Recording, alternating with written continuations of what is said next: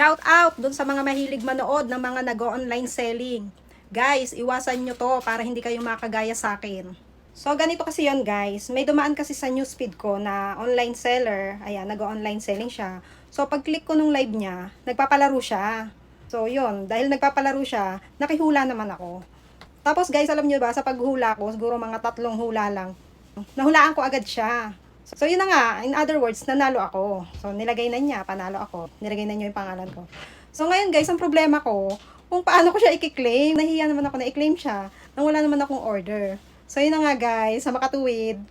Eto guys, na-claim ko na siya. So, bali, nag-mine na rin ako ng bag, which is, yung napri ko na bag, yung napanalunan ko is magagamit ko naman talaga siya. Kaya, ginrab ko na. Tapos yun, sakto naman, meron akong hinahanap na bag na nakita ko sa kanya. So, sakto naman din yung bag na hinahanap ko. Kaya yun, nag-mine ako sa kanya ng bag. Kasi nga, nahihiya ako. Kaya kayo dyan, kung ayaw nyong mag-mine ng bag or ng kahit anong items, iwasan yung sumali sa mga palaro. Kasi 'di ba, syempre nakakahiya naman din sa seller. Alam ko, strategy din nila 'yan, yung pagpapalaro nila para lumapit sa kanila yung loob ng mga nagmamine at saka yung mga bagong customer nila. So, yun lang guys, na-share ko lang.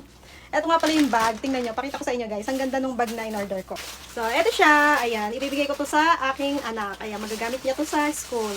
So, shout out kay ate na online seller. Di ba, ang ganda? So, yun lang guys. Thank you for watching.